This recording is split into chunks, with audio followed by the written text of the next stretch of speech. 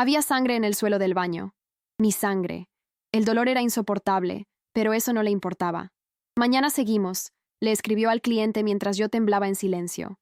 12.000 kilómetros lejos de casa, en un país donde ni siquiera entendía el idioma de los carteles en la calle. Bielorrusia. Un lugar que ni siquiera sabía ubicar en un mapa antes de que él me trajera aquí. Sus ojos. Nunca olvidaré sus ojos inyectados en sangre mientras apretaba mi garganta contra la pared del baño. Si no consigues a esa chica para mí mañana, te voy a mantener encerrada en una casa en medio de la nada, trabajando 15 horas al día con un dildo más grande que mi brazo. Y nadie, absolutamente nadie va a encontrarte. En ese momento supe que no saldría viva de allí. O al menos, no como la persona que alguna vez fui. Hola a todos. Mi nombre es Lucía Mendoza. Lo que acaban de escuchar es solo un fragmento de lo que viví como víctima de trata de personas. Una pesadilla que comenzó en Tinder cuando tenía solo 17 años y terminó con una huida desesperada en un país extranjero. Hoy estoy aquí para contarles mi historia completa, sin censura, porque quiero que ustedes o alguien que conocen nunca caiga en esta trampa. Antes de continuar, les pido que se suscriban a este canal, den like a este video y lo compartan. Esta no es una historia para entretener, es una advertencia que podría salvar vidas. Dejen en los comentarios desde dónde están viendo este video y si conocen a alguien que haya pasado por una situación similar. Como les decía, todo empezó con un simple desliz en una aplicación de citas, pero terminó convirtiéndose en el peor infierno que alguien pueda imaginar. Era primavera cuando lo conocí en Tinder. Bruno Hernández, 30 años, empresario. Alto, bien parecido, con un aire de confianza que me atrajo inmediatamente. Yo tenía 17 años, vivía con mi madre en una relación complicada y soñaba con independizarme. En retrospectiva, era el blanco perfecto, vulnerable, ingenua, ansiosa por escapar. Al principio, apenas intercambiamos algunos mensajes. No me gustó mucho su tono. Había algo machista en su forma de expresarse. Así que dejé de responder. 2 meses después, volvió a escribirme. ¿Ya encontraste un daddy?, me preguntó. No entendía qué significaba esa palabra, así que le pregunté. Me explicó que un daddy era un hombre mayor que cuidaba de chicas más jóvenes. No era fiel, siempre tenía más de una chica y las ayudaba financieramente. Él se describía a sí mismo como un daddy. En ese momento debí haber bloqueado su número y seguido con mi vida. Pero algo en mí, esa necesidad de sentirme protegida, de tener una salida de mi situación familiar, me hizo seguir la conversación. Acordamos vernos en persona. La situación en casa siempre había sido complicada. Mi abuela fue más responsable por mí que mi propia madre durante gran parte de mi niñez. Cuando tenía unos 8 años, mi madre tuvo que huir de nuestra ciudad porque su novio quería matarla. Viví con mi abuela durante 2 años hasta que mi madre se estabilizó en una nueva ciudad. Desde entonces, la convivencia nunca fue fácil. Siendo muy pequeña, tenía que encargarme de la limpieza de la casa mientras mi madre lidiaba con relaciones tóxicas una tras otra. Hombres que no trabajaban, que la maltrataban, que nos hacían la vida imposible. Todo esto creaba un ambiente de constante tensión y discusiones. Bruno me mostró fotos de sus viajes a Tailandia, Irlanda, Filipinas. Me habló de una vida llena de libertad, dinero y posibilidades. Me envió un video de un apartamento, diciéndome que podía mudarme allí si lo ayudaba en su trabajo. ¿Qué trabajo?, pregunté curiosa. No puedo hablar de eso por WhatsApp. Tiene que ser en persona, respondió. Bromeé pensando que tal vez evadía impuestos o algo así. No tenía idea de lo que me esperaba. Cuando finalmente me lo explicó, me mostró su teléfono con varios sitios web. Era un captador, un reclutador. Conseguía chicas para trabajar frente a cámaras, en sitios para adultos. Sinceramente, no creo que lo haga, le dije. Pero si en algún momento necesito, sé que tengo esta oportunidad de trabajo. Él lo dejó así, pero siempre presionaba. Si no iba a ganar dinero para él, no tenía sentido seguir viéndome. Era su ultimátum constante. O hacía lo que él quería, o perdía todo lo que tenía con él. Y lo triste es que me apegué emocionalmente. Con él comencé a salir de casa, a dormir fuera. Era mi pequeña dosis de libertad, y no quería perderla. Así que terminé cediendo y haciendo lo que me pedía. 3 días después de cumplir 18 años, me fui de casa. No fue exactamente una mudanza planeada. Salí para dormir en su casa un domingo, y el lunes era feriado. Pero terminé peleando con mi madre por un motivo insignificante. Ella no quería que durmiera fuera de casa. Me dijo que si no regresaba, no necesitaba volver nunca más. Bruno me hizo sentir segura.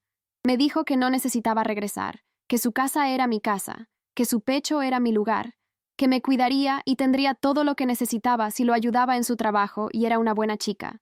Así comenzó mi descenso al infierno. 2 semanas después de mudarme con él, cuando mi pasaporte estuvo listo, comencé a trabajar. Bruno tenía un estudio montado en un segundo apartamento, a unos 15 minutos en coche. Un sofá de cuero negro, juguetes sexuales, una laptop, una pantalla y una cámara. Todo estaba preparado. Me comentó que ese estudio había pertenecido a Emma, una irlandesa con la que había tenido una relación. Según él, se habían separado porque habían discutido. Lo que no me contó en ese momento, y que supe después, era que él la había encerrado allí dentro. Emma tuvo que saltar por la ventana, cayó en una cerca eléctrica y luego saltó la puerta. Logró contactar a la policía, pero no hicieron nada contra él. Cuando llegué a ese estudio abandonado, la cuenta de Emma seguía abierta, con todo el dinero que había ganado. Bruno transfirió todo a su nombre y me abrió una nueva cuenta. Solo haz lo que veas que hacen otras chicas, me dijo. Tenía un catálogo de acciones con precios. Tenía que esperar a que alguien pidiera algo específico. Como era una cuenta nueva, pasaba muchas horas frente a la cámara sin hacer casi nada.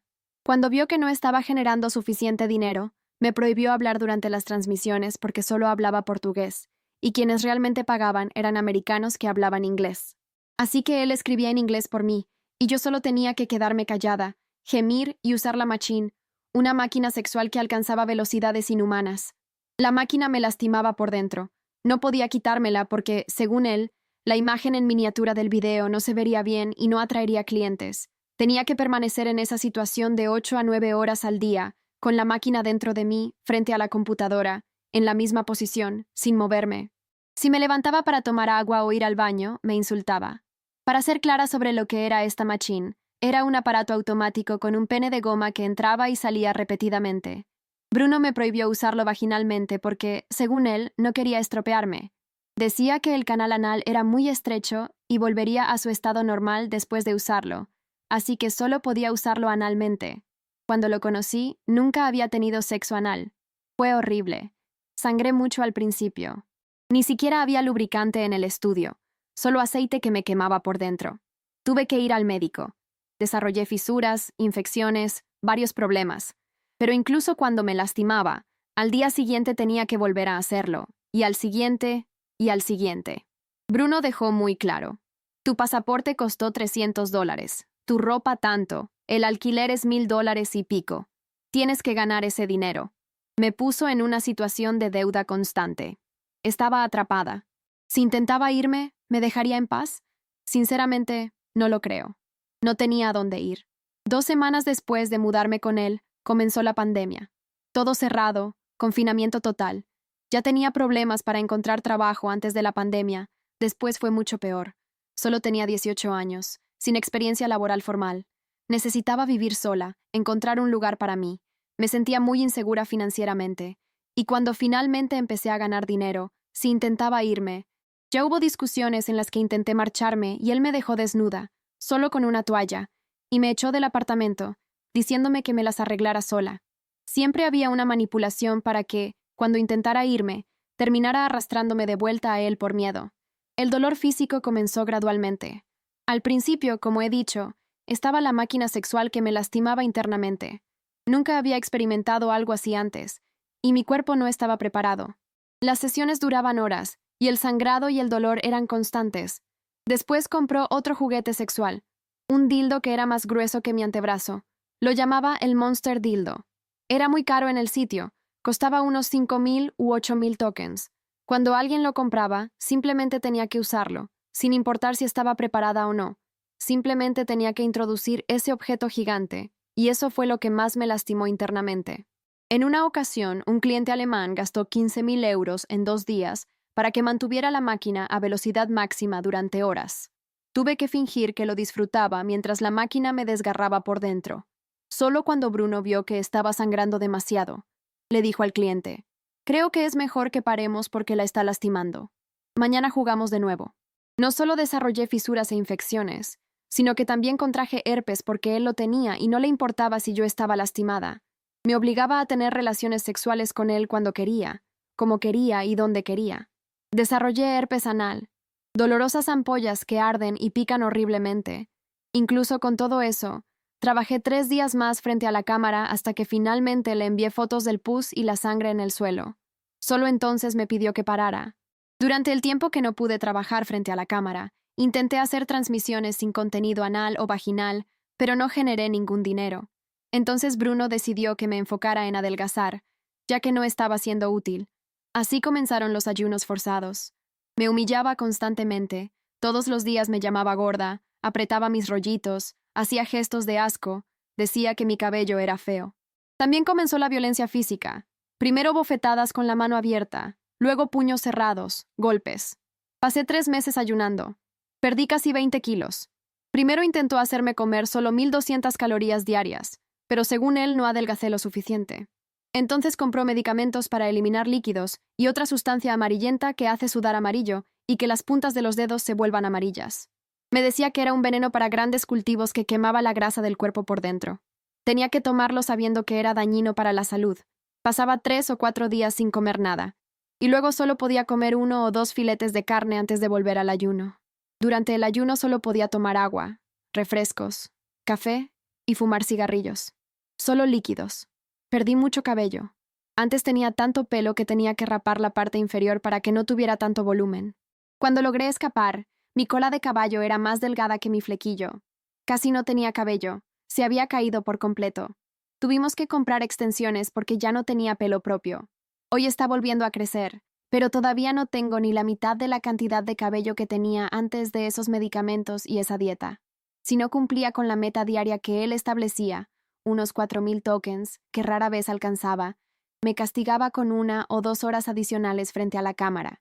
Y si aún así no lograba la meta, me obligaba a tomar duchas heladas durante 1 o 2 horas. Esto era en el sur de Argentina, donde hacía mucho frío en esa época. Había heladas. Por la noche, dejaba la ventana del baño abierta y me obligaba a permanecer bajo el agua helada.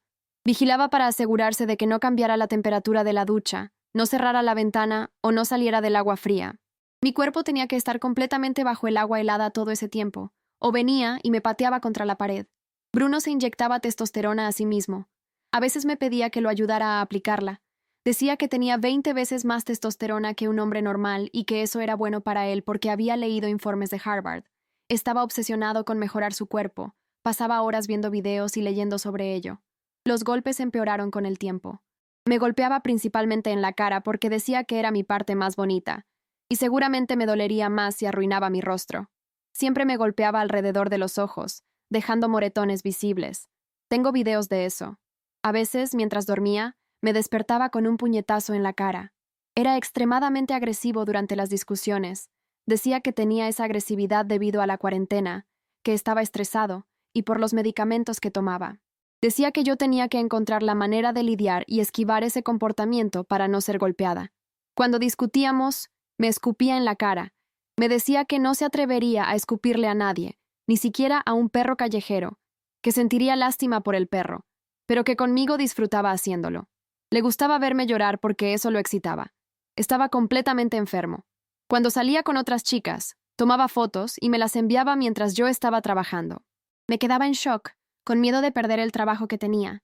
Aunque en realidad nunca gané dinero con eso. Todo el dinero que generaba iba a su cuenta. Todo el dinero que ganaba lo convertía en Bitcoin porque, según él, era un dinero irrastreable que la policía jamás podría quitarle. Me decía que yo era peor que un gusano, que me rendía fácilmente, que mi familia no estaba orgullosa de mí. Usaba mucha manipulación psicológica para hacerme sentir mal. Me enviaba fotos de las otras chicas para hacerme sentir menos mujer. Se quejaba constantemente de mi peso, de mi cabello. Decía que todas las chicas con las que estaba tenían buen cabello, y yo ni siquiera tenía cabello decente. Siempre usó la manipulación para hacerme sentir horrible y ceder a sus torturas. Había algo más grande detrás de Bruno. Él formaba parte de un grupo en Telegram. Según me explicó, usaba Telegram porque, supuestamente, ninguna autoridad tiene acceso judicial a esa plataforma, a diferencia de WhatsApp, que podría ser leído por Interpol. En Telegram participaba en un grupo con unas 74 personas, todos captadores de chicas para ponerlas frente a cámaras en todo el mundo. Había gente de todos los países. Eran personas muy ricas. He visto sus perfiles de Instagram, con autos que valen millones. Si has llegado hasta este punto de mi historia, te agradezco por escucharme. Por favor, tómate un momento para darle like a este video, suscribirte y compartirlo con alguien que creas que necesite escuchar esta advertencia. Si conoces a alguien que haya pasado por algo similar o si tú misma has vivido una experiencia parecida, déjalo en los comentarios. No estamos solas en esto. Y ahora, continúo con mi historia. Después de meses de torturas y explotación, los planes de Bruno cambiaron. Yo no estaba generando tanto dinero como él esperaba. Me comparaba constantemente con Emma, su exnovia irlandesa, diciendo que ella ganaba fácilmente $10,000 al mes o más, y que yo nunca tendría el calibre para llegar a ese nivel. Su nueva idea era usarme para reclutar a otras chicas. Según él, las chicas que yo reclutara le harían mucho dinero. Después de ver grandes cantidades de dinero entrando en su cuenta, se volvió más perturbado, con ideas cada vez más extremas. Consiguió un documento falso de California para crear una cuenta en el sitio.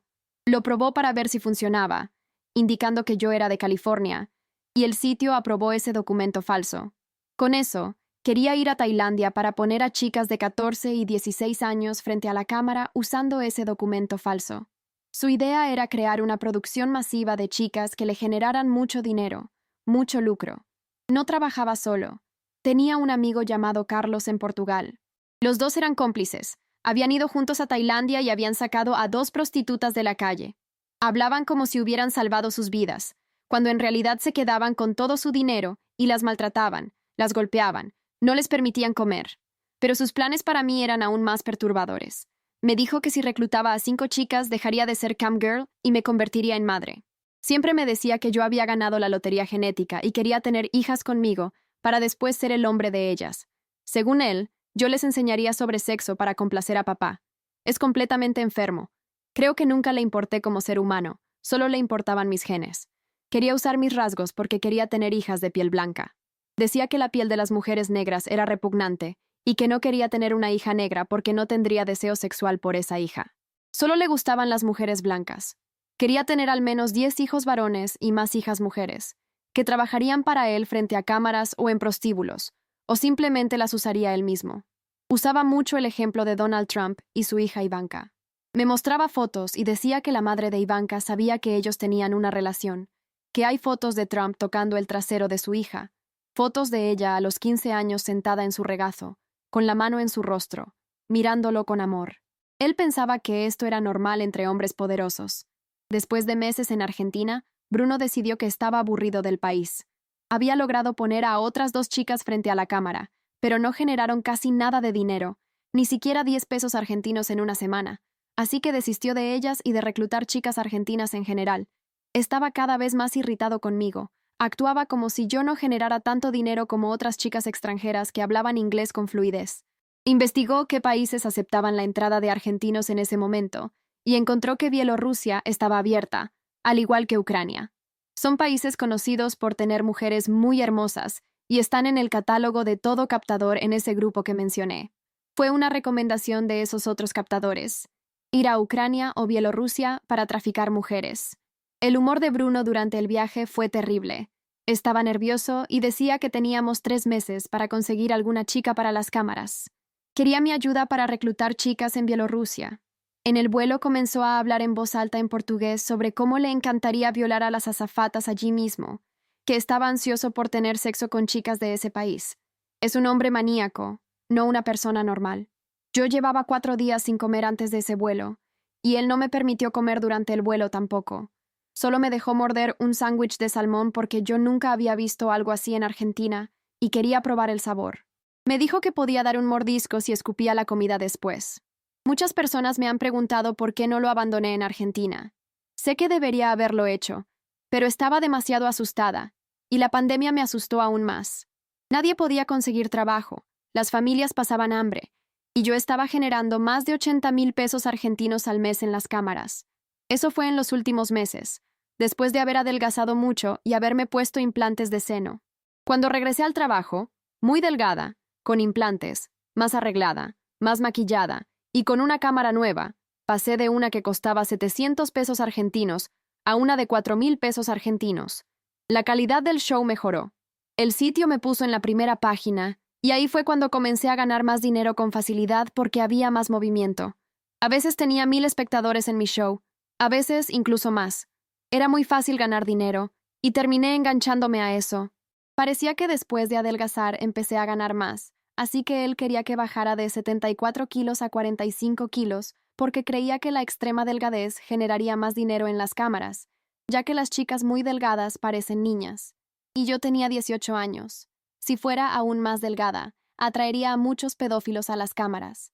Cuando llegamos a Bielorrusia, ya había intentado hablar con Bruno para no ir porque tenía mucho miedo de estar lejos de Argentina. Pero me dijo que no podía negarme, que o iba a un prostíbulo que él ya conocía en Porto Alegre, o iba a Bielorrusia a trabajar en las cámaras.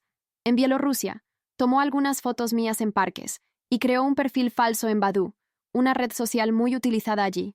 Comenzó a fingir que era yo y a chatear con chicas para concertar encuentros.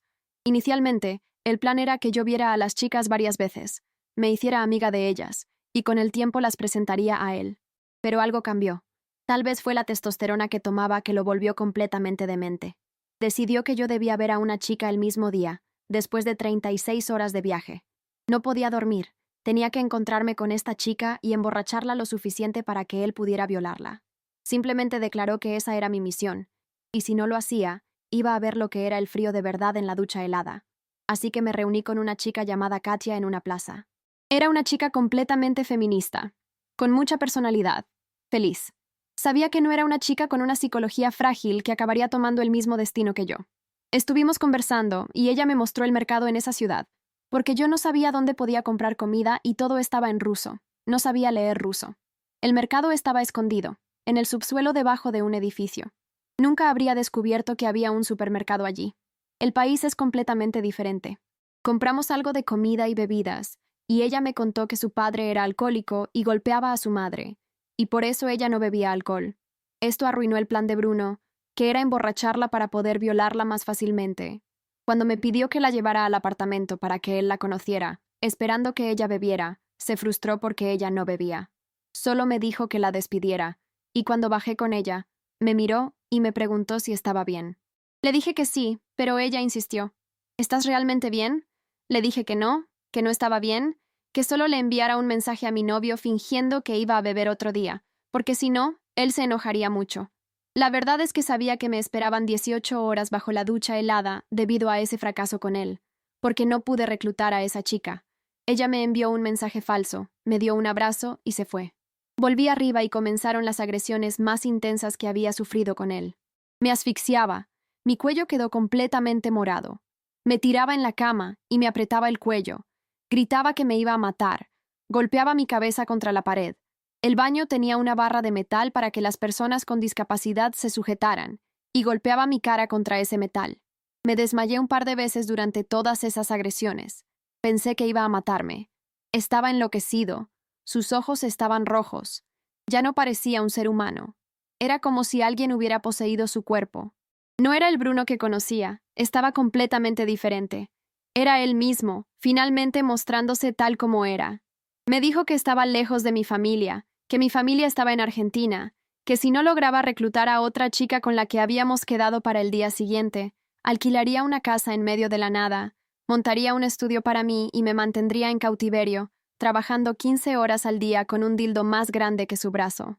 Esa fue la situación que me presentó, y si fallaba con esta chica, haría eso. Hablaba de varias cosas, se reía, cantaba mientras me golpeaba.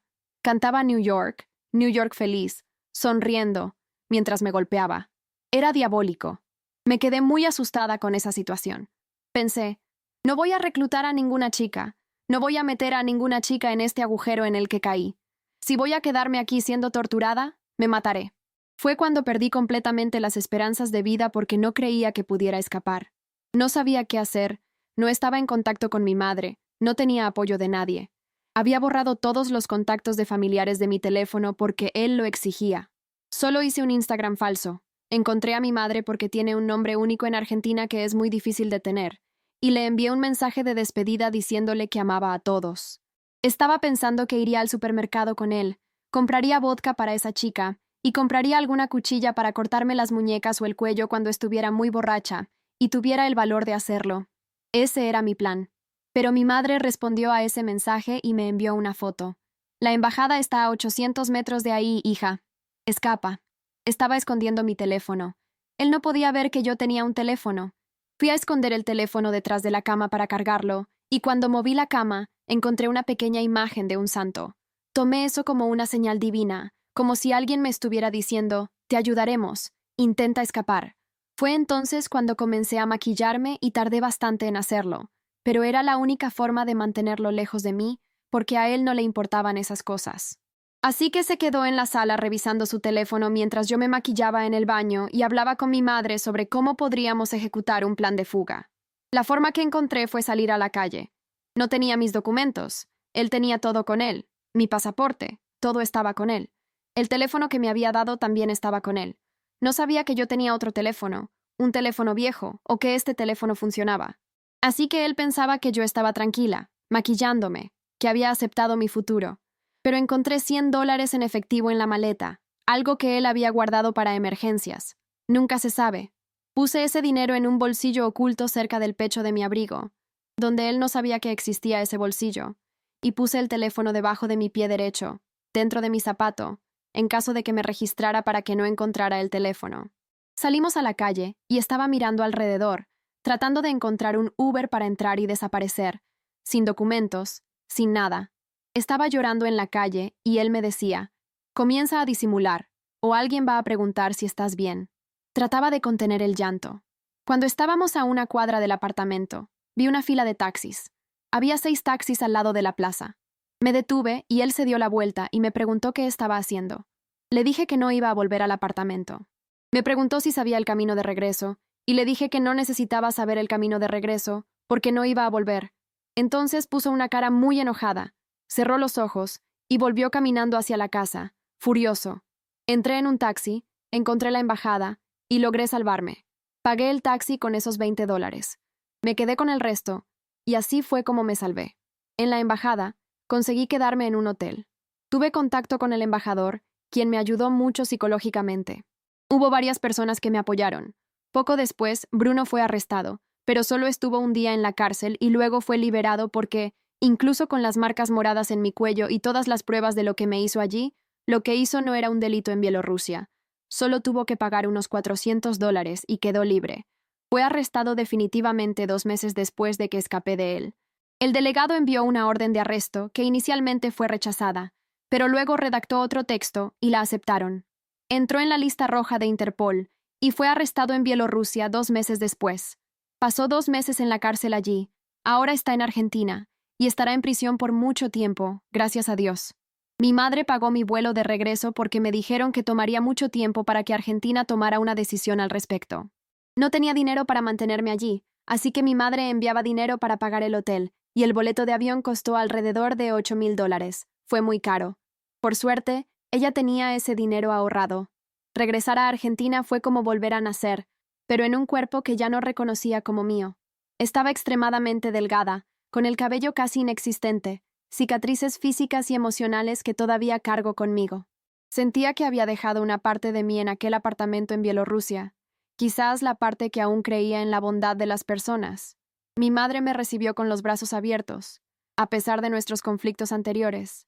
Creo que ver a su hija al borde de la muerte, a miles de kilómetros de distancia, le hizo valorar nuestra relación de una manera que nunca antes habíamos experimentado. Por primera vez, sentí que teníamos una conexión genuina, basada no en la obligación, sino en el amor y el miedo compartido que sentimos durante esos días críticos. Las primeras noches en casa fueron un infierno diferente.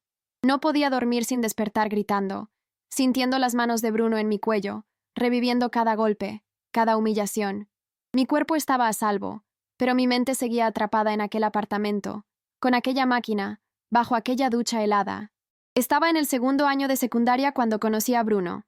Obviamente perdí el año escolar, pero al final del año logré hacer los últimos exámenes finales. Como siempre había sido muy inteligente, siempre había sido líder de clase, logré aprobar el año. Así que terminé la secundaria, pero todavía no podía decidir sobre algo como la universidad. Mi educación había sido brutalmente interrumpida, pero logré completar los estudios básicos. Intenté volver a estudiar. La rutina escolar me daba cierta normalidad, un ancla a la que aferrarme mientras todo lo demás en mi vida parecía estar a la deriva. Logré terminar la escuela secundaria, aunque todavía no me sentía lista para pensar en la universidad o en cualquier plan a largo plazo. Mi relación con el espejo era complicada. Ya no me reconocía. Había perdido tanto peso que mis huesos sobresalían como si quisieran escapar de mi piel. Mi cabello, que alguna vez fue abundante y hermoso, apenas cubría mi cuero cabelludo. Los moretones habían desaparecido, pero las cicatrices internas persistían. ¿Cómo volver a confiar en mi cuerpo cuando había sido usado de formas tan brutales? Hice un tratamiento psicológico durante un mes, pero fue muy caro y tomé medicamentos también, pero no sentí que nada cambiara.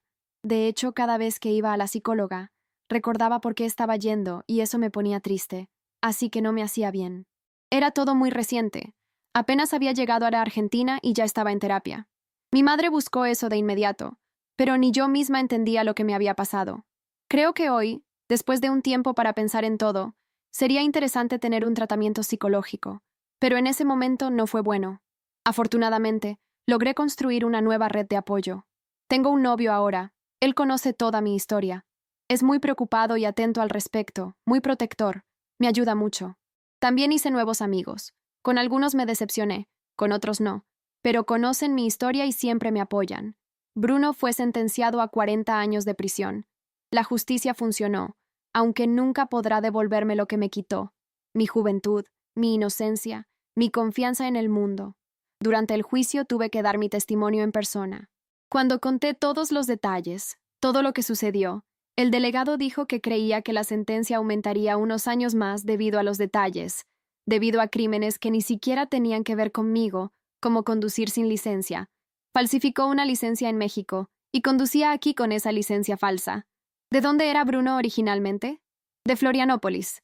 Cuenta que su padre violó a una mujer sin hogar, y así fue como él fue concebido. Fue adoptado por una familia de Porto Alegre. Es hijo de una violación de su padre a una mujer sin hogar. Creo que él entendió esto como si fuera la justificación de su iniciación en este mundo de violencia y abuso. Hoy, con 19 años, mi vida es un proceso constante de reconstrucción. Hay días buenos y días terribles. Hay momentos en que me siento fuerte, sobreviviente, y otros en los que el peso de lo vivido me aplasta hasta dejarme sin aire. Si hay algo que he aprendido, es a reconocer las señales de alerta. Ahora puedo ver con claridad cada bandera roja que ignoré. Cuando se describió como un Derry y habló de tener múltiples chicas. Cuando no quiso hablar de su trabajo por WhatsApp. Cuando mencionó que tenía fotos de mujeres en diferentes países. Cuando vi que no trabajaba pero tenía dinero. Cuando puso condiciones a nuestra relación. O haces lo que quiero o no te veo más.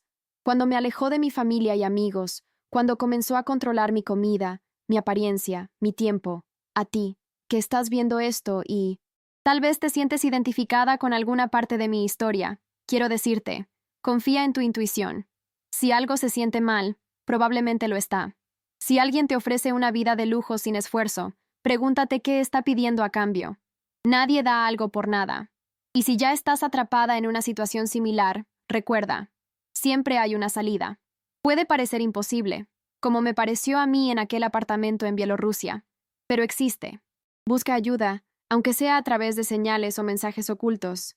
Hay personas dispuestas a ayudar. A las familias, estén atentos a cambios repentinos en el comportamiento de sus hijas. Si de pronto tienen un novio mayor que las aísla, que controla su tiempo, que les ofrece viajes o regalos costosos sin una explicación clara de su trabajo, preocúpense. Hablen con ellas. Mantengan la comunicación abierta sin juzgar. A veces, el miedo al juicio familiar es lo que nos mantiene atrapadas en situaciones peligrosas. Compartir esta historia me duele profundamente. Revivir cada momento para contarlo es como volver a ese infierno. Pero lo hago porque sé que hay otras Lucías ahí afuera, jóvenes que podrían estar a punto de caer en la misma trampa. Si mi testimonio salva a una sola de ellas, habrá valido la pena.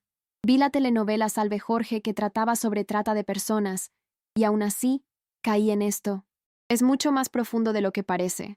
Me gusta compartir la riqueza de detalles para que otras chicas estén alertas, para que otras chicas que tienen el mismo perfil que yo tenía, problemas familiares, ganas de salir de casa, y que encuentran a ese hombre que quiere darlo todo fácilmente.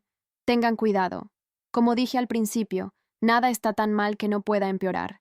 Mi madre y yo teníamos problemas, pero lo que viví después fue 1000 veces peor que cualquier discusión familiar. Hay días en que me pregunto si alguna vez volveré a ser la persona que era antes. La respuesta honesta es no. Nunca volveré a ser esa chica inocente de 17 años. Pero cada día intento construir una nueva versión de mí misma, una que lleva cicatrices pero también una fuerza que no sabía que tenía. Esta es mi historia. Es brutal, es dolorosa, pero es real. Y si sirve para que otras mujeres reconozcan a tiempo lo que yo no pude ver, entonces todo este sufrimiento habrá tenido algún propósito. Gracias por escucharme. Por favor, compartan este video. No por mí, sino por todas las que aún no han encontrado su salida.